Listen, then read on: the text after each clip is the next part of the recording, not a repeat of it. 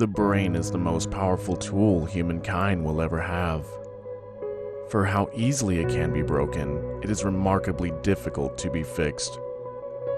Meanwhile, as the brain is broken, it creates a story that can never be forgotten. Together we will capture these stories and share them with the world to relate and connect on real life battles. Join me as we enter into the darkest times of people's lives. I'm Jimmy Boyd, and this is Shattered Minds.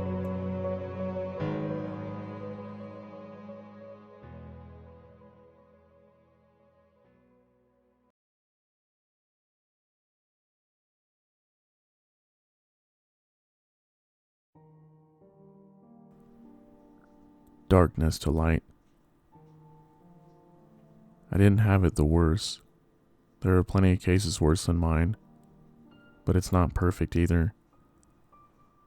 I was born to two drug addict parents, both with bad mental health problems of their own. My father physically, mentally, and sexually abused my mother and older sister. We were eventually moved out of the home, her to one grandmother, and I to the other. This was all while I was probably like 2, so I don't remember it all. I'm told I was passed around a lot. I'd spend a month at my grandmother's, then a month with my father, and then a month with my aunt or uncles, and so on. Eventually, at the age of 4, I was permanently moved to my aunt and uncles, who I now consider my mom and dad. My therapist says a lot of my problems likely stem from this unstable foundation, but I can't do anything about it now. Even though my sister and I were separated for most of our lives, I still took after her a lot. We have a lot of the same passions, such as art and music, but we also have a lot of the same mental health problems. She played piano, so I began playing it too. She danced, so I wanted to do it too for a while, but she began getting depressed and started cutting. Without realizing it, I followed in her footsteps and began cutting as well. We both have gone to hospitals for suicide and such, but overall, we've bonded more than ever over these struggles. Granted, my situation now is a hell of a lot better than it would have been had I not moved, but life here isn't the best. My mom, really my aunt, but whatever, can be manipulating, narcissistic, overly controlling, and etc. Both my parents can be verbally abusive, but that's when I really fuck something up in their eyes.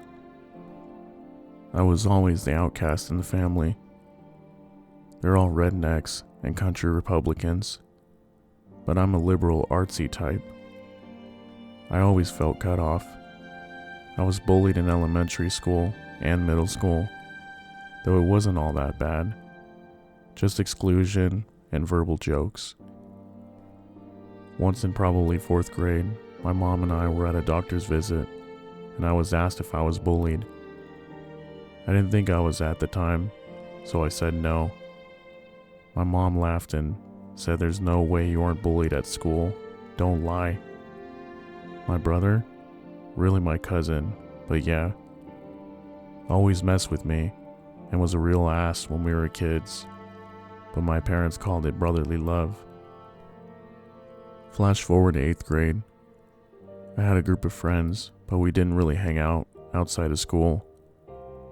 I knew my sister was harming herself at the time, and I wasn't even upset one night.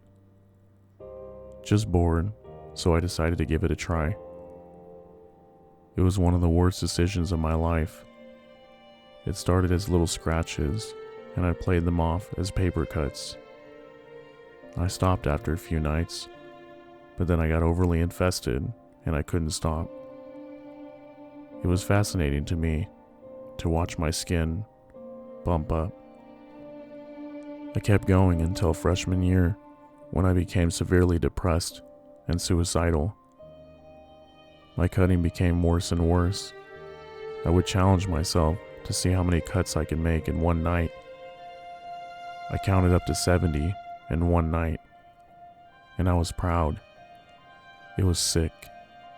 I became careless one night and left the razor underneath the pillow when I went to school.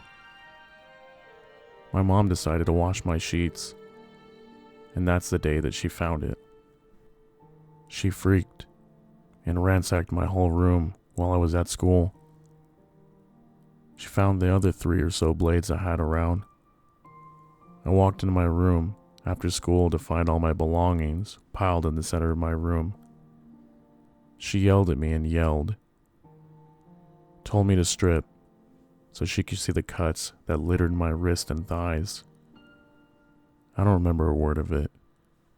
It's all been blocked out, other than my sheer terror. All I know is that she asked if I was suicidal, and when I said yes, she rolled her eyes and, "All right, get your shoes, and we're going to the hospital." I spent a week in inpatient where I met a boy. Terrible idea. Never fall in love with someone you meet in a psych ward. We were discharged into outpatients the same day, and we were best friends for a month after that. We got closer and eventually began dating. We were both 14. One day he said he wanted to have sex. I wasn't so sure. I was scared, but I had to respond quickly, and I didn't want to say no. So all I said was, "It's up to you." After that, that's all we did. The last night I went to his house, it went just like this. I got there, we had quick sex. He started playing Xbox with his friends, got pissed. I tried to calm him down and it didn't work. He ignored me the rest of the night until I left. That was my final straw. I cut so bad that night, and a week later he got fed up with how depressed I was. He said I brought him down too much and to text him when I was happier. A few days after that, my mom took my phone and saw everything. My texts about cutting, about being suicidal, my Instagram vent, everything. She told me to get out of my room and not to leave the living room and to pack my bag. My grandmother picked me up the next morning. After a week of her driving me to school, my mom pulled me out of school early and took me to the hospital. She said it was Dad's idea because he was scared I would kill myself at my grandmother's. Truth is, I had a plan too. I spent 2 weeks in inpatient, and I missed my brother's graduation and my finals from the end of that school year. After that, things began looking up. Sophomore year was a little better. It began with a shitty rebound relationship with a senior, and all he really wanted was to get in my pants, so I cut it off as soon as I could. I worked on myself for a while until I met my current boyfriend at the end of that year. Junior year was actually really good. We were going steady and I was genuinely really happy. School stressed me the hell out, but after I really focused, I passed all classes with A's and B's. The summer after junior year wasn't terrible, but it wasn't that great. I relapsed, but not terribly. I spent the summer with my sister, really my cousin, but yeah, because I work with her and she would drive. I had depressed episodes and lots of manic nights where I would stay up till 4 and burn my wrist and take Xannies that I had stolen from a cabinet at home and smoke cigs from an old buddy. But my boyfriend thankfully got me to stop those real quick. My burns healed before anyone at home could see them, so I wasn't kicked out again. Now I'm a senior, and honestly, even though I have some rough nights, I'm the best I've ever been. I have a great friend group and an amazing relationship, of over a year and a half. My relationship with my parents has been better than they've ever been now that I'm not at home all the time and I can drive. I'm in dual enrollment, and most of my high school classes are simply fillers until I graduate. Even though I'm always tempted, and the thoughts of relapse are constantly on my mind, I really don't feel like getting kicked out again. My sister and I, even though she's now on the complete opposite side of the country, are both better than we have ever been. I'm looking forward to the future now. For anyone who needs to hear it, it's going to be okay. No matter how dark it is right now, no matter how cliche it sounds, it gets better. I promise. Even if you relapse, you can still push through. Talking to people about your problems may be a struggle. I still can barely open up to my therapist, but it helps. You'll be okay. I promise. This is the end of story. Darkness to light. This message is for anyone watching this video. This is yet another constant reminder I have mentioned in many other videos. Parent roles are extremely important.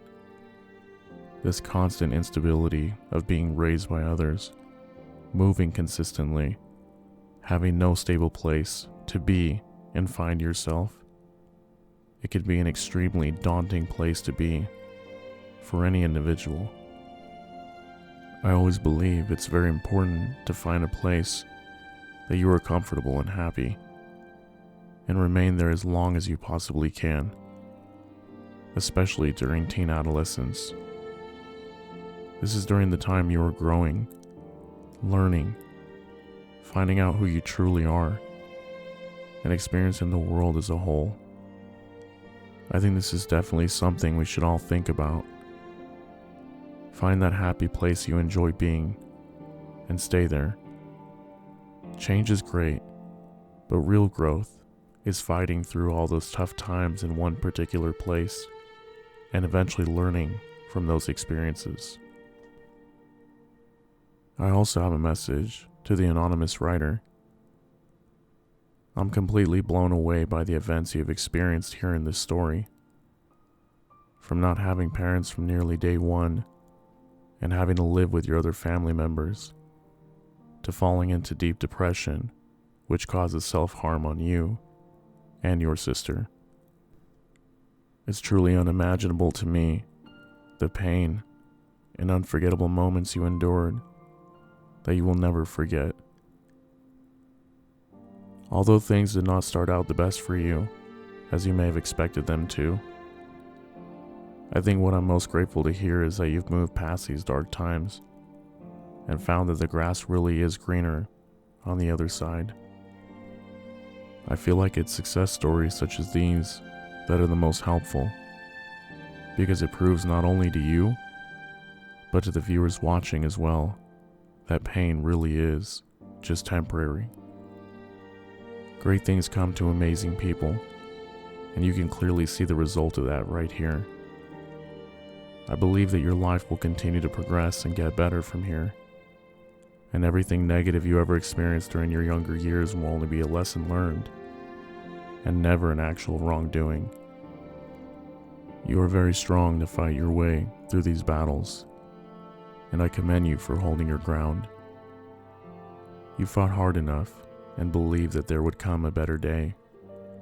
I'm very happy for you, and I hope you can continue to receive the support you need from friends and family, because you deserve it. Finally, I would like to say, to all the people out there struggling right now, hang in there. I promise you that just as this story goes, yours will do the same if you give it a chance. Be patient, and your time will come. I really believe that patience is a virtue, and a lot can be taught from being patient. Listening is one of the oldest forms of learning ever to exist. Continue to observe and listen. Take this moment to find out more than you ever did before. It's not always that mistakes are faults in our lives. Mistakes are actually times of learning. Learning is what makes us who we are. If we never learn, we never grow as a species. So if you're in a tight spot right now, be patient, and you will see that brighter day. With every dark night comes a brighter day. With every brighter day is a new beginning. And with every new beginning, there is no stopping what you can achieve. Thank you for watching.